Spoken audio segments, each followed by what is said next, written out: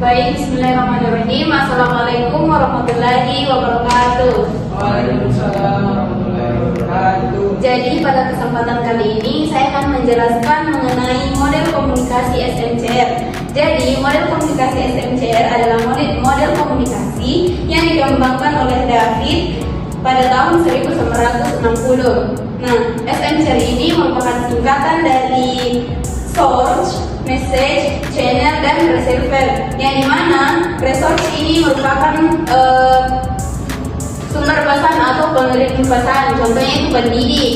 Nah, adapun message yang artinya itu pesan atau informasi yang disampaikan. Jadi yang dimana seorang pendidik ini menyampaikan suatu materi, itu yang disebut dengan message. Kemudian channel. Adapun channel ini merupakan saluran atau media yang digunakan untuk menyampaikan pesan, contohnya TV, handphone, atau laptop. Kemudian yang terakhir yaitu receiver, yang dimana receiver ini merupakan penerima pesan, contohnya peserta didik. Ketika pendidik menyampaikan pesan, ada peserta didik yang mendengarkan atau jadi itulah pengertian dari model komunikasi SMCR. Bagaimana teman-teman, apakah sudah dimengerti mengenai materi ini?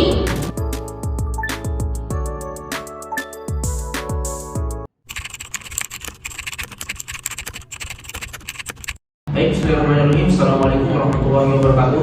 Waalaikumsalam warahmatullahi wabarakatuh. Jadi kali ini saya akan menjelaskan tentang model komunikasi transaksional. Jadi langsung saja. Jadi inti dari model komunikasi transaksional ini menekankan bahwa memang komunikasi ini memang bersifat dinamis, bahwa memang semua orang bisa bersifat pengirim maupun penerima. Sampai sini apakah ada yang ingin ditanyakan? Apakah Anda bisa berikan contoh dari model komunikasi transaksional ini? Apakah ada yang bisa menjelaskan? Ya. Jadi contoh sederhana dari model komunikasi transaksional itu, misalnya seorang pendidik yang memberikan suatu materi kepada peserta didiknya, lalu peserta didiknya memberikan tanggapan atau umpan balik kepada pesertanya, dan disitulah akan terus terjadi timbal balik atau umpan balik, toh ada stimulus dan respon. Nah, di situ ada respon antara peserta didik dan peserta didik, dan peserta didik pula sesama peserta didik. Seperti itu. Tapi ini jawabannya tapi dari bagaimana?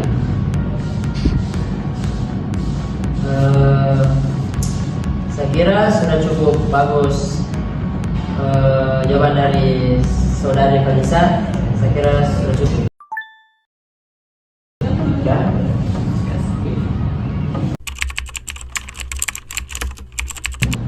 Bismillahirrahmanirrahim. Assalamualaikum warahmatullahi wabarakatuh. Waalaikumsalam warahmatullahi wabarakatuh. Jadi di sini saya akan membahas sedikit mengenai apa itu model komunikasi struktural. Jadi model komunikasi struktural adalah sebuah model komunikasi yang dikembangkan oleh John Bennett pada tahun 1960-an. Model ini bertujuan untuk menciptakan dialog antara penyusun materi ajar dan siswa, sehingga pembelajaran tidak hanya bersifat satu arah tetapi juga lebih interaktif dan mendorong pemikiran yang kritis. Seperti itu. Jadi saya akan mengangkat satu kasus mengenai bagaimana jika ada seorang siswa yang kesulitan untuk mengungkapkan idenya. Mungkin dia kesulitan dalam berkomunikasi, padahal dia sudah punya ide, tapi dia hanya kesulitan untuk mengungkapkan pendapatnya. Apakah ada yang ingin memberi tanggapan atau berpendapat mengenai kasus tersebut?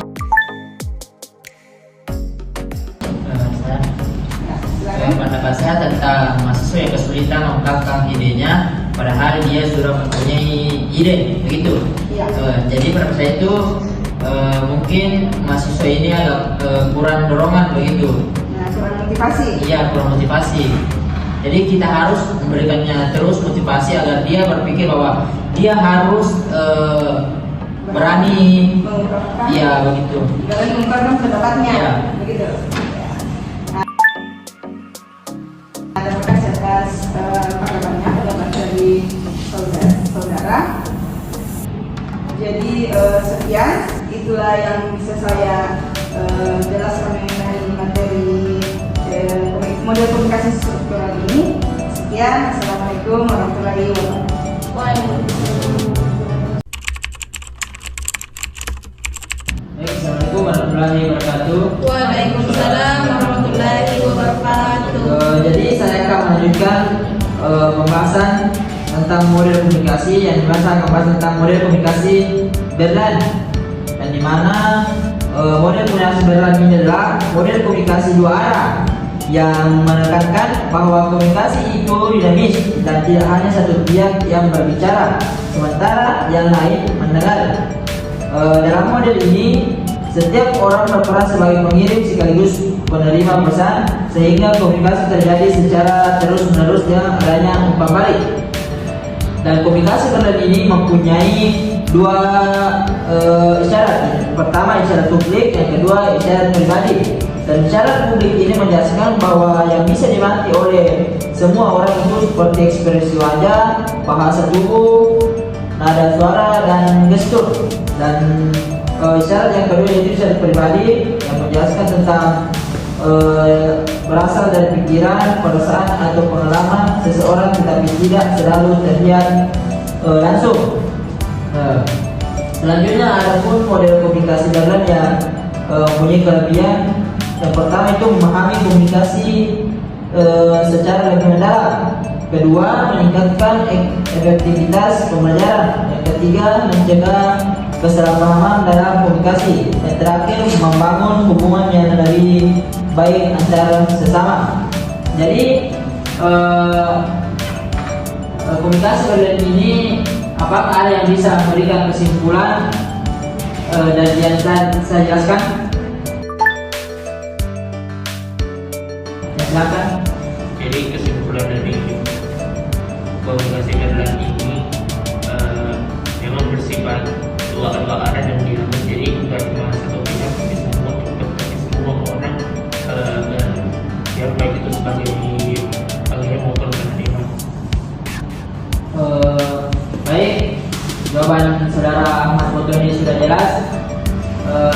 Kepada saudari Dahlia, apakah bisa lebih memperjelas lagi tentang kesimpulan dari komunikasi Berlan ini? Baik, sebelumnya terima kasih atas kesempatan yang telah diberikan. Jadi model komunikasi Berlan ini merupakan model komunikasi dua arah yang menekankan bahwa komunikasi itu dinamis atau terus-menerus dengan adanya umpan balik, sehingga komunikasi berjalan secara terus-menerus. Adapun isyarat dalam komunikasi Berlan, yang pertama itu isyarat publik dan yang kedua yaitu isyarat pribadi. Adapun kelebihan dalam komunikasi Berlan ini, yang pertama yaitu memahami komunikasi secara lebih mendalam, yang kedua meningkatkan efektivitas pembelajaran, yang ketiga mencegah kesalahpahaman dalam komunikasi, dan yang terakhir yaitu membangun hubungan yang lebih baik antar sesama. Sekian. Baik, saya kira semuanya sudah paham tentang komunikasi Berlan ini. Terima kasih atas kesempatannya. Sekian, assalamualaikum warahmatullahi wabarakatuh. Waalaikumsalam.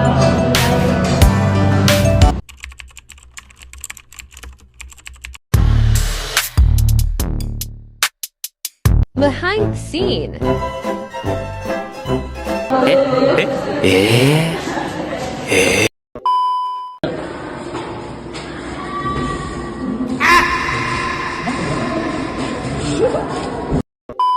Iya.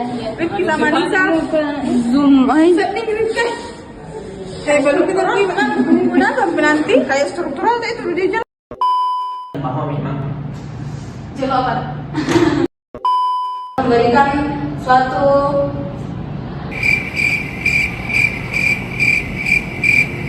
nggak tahu.